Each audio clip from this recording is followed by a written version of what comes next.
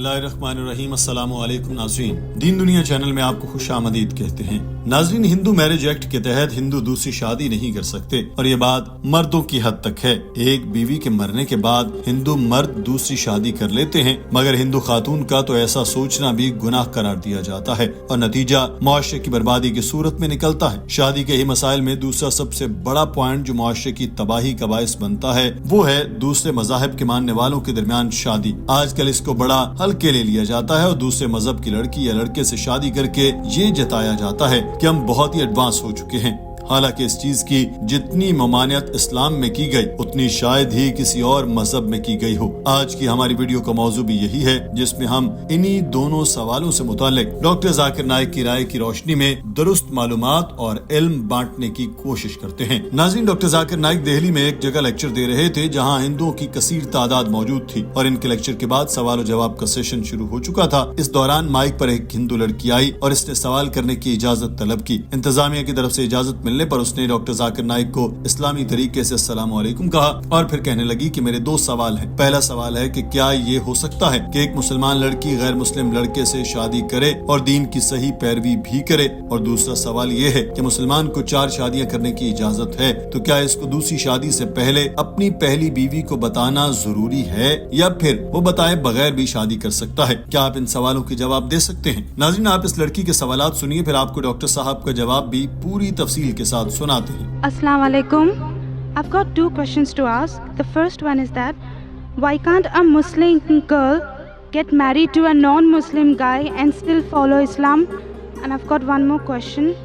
As it is acceptable in Islam for a man that he can marry 4 times, do he have to inform the first wife about the second marriage, or he can marry without informing the first wife? Doctor Zakir Naik ने उस लड़की के सवाल से और हस्ब रिवायत उसकी बहुत तारीफ की, क्योंकि ऐसा करने से सवाल करने वाले का हौसला बढ़ जाता है। उन्होंने इस लड़की को बताया कि आपका पहला सवाल था कि मुसलमान लड़की गैर मुस्लिम से शादी क्यों नहीं कर सकती, तो इसका जवाब सादा सा है कि अल्लाह ताला ने ऐसा करने से मना फरमाया। अल्लाह ताला सूरह बकरा में फरमाता है, और मुशरिक औरतें जब तक ईमान न लाएं उनसे निकाह न करो, और मुशरिक औरतों से ईमानदार लौंडी बेहतर है, गो वो तुम्हें भली मालूम हो, और मुशरिक मर्दों से निकाह न करो यहाँ तक कि वो ईमान लाएं, और अलबत्ता मोमिन गुलाम मुशरिक से बेहतर है, अगरचे वो तुम्हें अच्छा ही लगे। ये लोग दोज़ख की तरफ बुलाते हैं और अल्लाह जन्नत और बख्शिश की तरफ अपने हुक्म से बुलाता है और लोगों के लिए अपनी आयतें खोल कर बयान करता है ताकि वो नसीहत हासिल करें। इस आयत के मुताबिक शादी करते वक्त सीरत देखनी चाहिए, सूरत नहीं। किसी भी ऐसे शख्स से या किसी भी ऐसी औरत से शादी न करें जो अल्लाह ताला पर ईमान न लाए, क्योंकि ईमान ही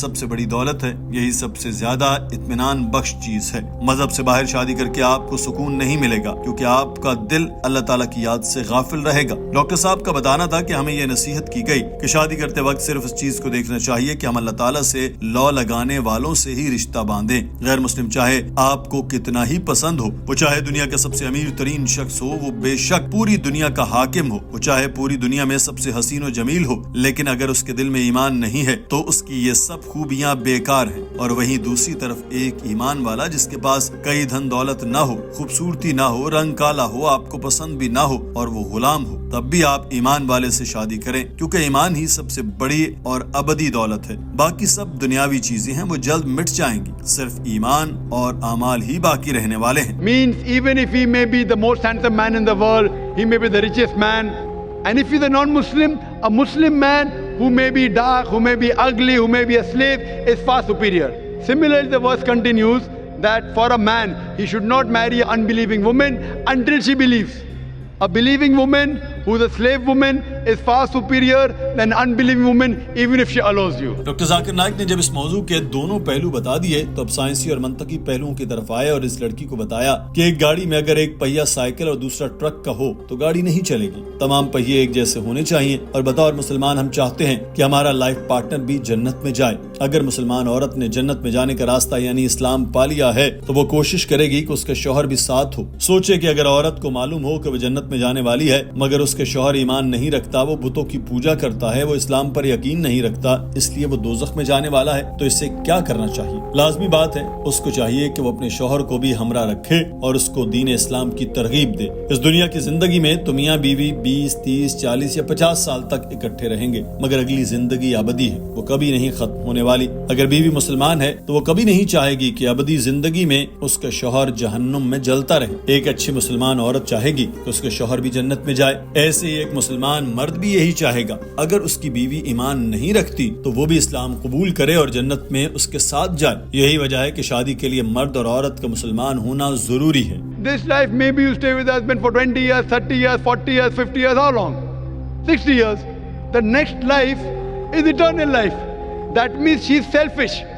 A good Muslim or a good Muslimah, a good Muslim man or woman would also want that their spouse, the husband or wife, should also go to Jannah. So that's the reason it's important that both the husband and wife are Muslims. ناظرین، اس لڑکی کا دوسرا سوال تھا کہ کیا اس کو دوسری شادی سے پہلے اپنی پہلی بیوی کو بتانا ضروری ہے یا پھر وہ بغیر بتائے ہی شادی کر سکتا ہے؟ اس کے جواب میں ڈاکٹر ذاکر نائک نے بتایا کہ مرد کے لیے عورت سے دوسری شادی کی اجازت لینا ضروری نہیں ہے۔ اگر تو نکاح نامے میں ایسا لکھا ہے کہ میرا شوہر دوسری شادی نہیں کرے گا اور شوہر یہ مانتے ہوئے اس خاتون سے شادی کر لیتا ہے تو وہ پابند ہوگا کہ اس کو دوسری شادی تب تک نہیں کرنی جب تک اس کا اور پہلی بیوی کے ساتھ ہے۔ اگر وہ کرے گا تو نکاح نامے کی خلاف ورزی کرے گا اور بیوی شوہر کے خلاف قانونی چارہ جوئی کر سکتی ہے۔ اگر یہ نکاح نامے میں نہیں لکھا اور نہ ہی یہ لکھا ہے کہ میرا شوہر دوسری شادی سے پہلے مجھ سے اجازت لے گا تو پھر شوہر کو اجازت لینے کی ضرورت نہیں ہے، مگر اخلاقی طور پر یہ بات صحیح لگتی ہے کہ شوہر اپنی بیوی کو یہ بتا ضرور دے، کیونکہ یہ اتنا بڑا فیصلہ ہے کہ جو بیوی اور شوہر دونوں کی زندگیوں کو متاثر کرتا ہے۔ قرآن پاک میں لکھا ہے کہ اگر تم یتیم لڑکیوں سے بے انصافی کرنے سے ڈرتے ہو تو جو عورتیں تمہیں پسند آئیں ان میں سے 2 2، 3 3، 4 4 سے نکاح کر لو۔ اگر تمہیں خطرہ ہو کہ انصاف نہ کر سکو تو پھر ایک ہی سے نکاح کرو، یا جو لونڈی تمہارے ملک میں ہے وہی صحیح۔ یہ طریقہ بے انصافی سے بچنے کے لیے زیادہ قریب ہے، اور منطقی اعتبار سے یہ دیکھیں تو دوسری شادی کے لیے پہلی بیوی کو بتانا ضروری ہے، کیونکہ اگر نہیں بتائیں گے تو پھر آپ قرآن پاک کی اس آیت کی شرط کیسے پوری کر سکتے ہیں جس میں کہا گیا کہ انصاف کرو؟ ہو سکتا ہے آپ اپنی بیوی کو یہ کہہ کر جائیں کہ میں دفتر جا رہا ہوں، دوسرے شہر جا رہا ہوں، اور وہاں سے اپنی دوسری بیوی کے پاس چلے جائیں، تو آپ نے تو جھوٹ ہی بولا نا۔ As the Quran says in Surah Nisa, chapter number 4, verse number 3, marry women of your choice in 2s, 3s or 4s, but if you can't do justice, marry only one. So one of the criteria to marry more than one wife is you should be just between your wives.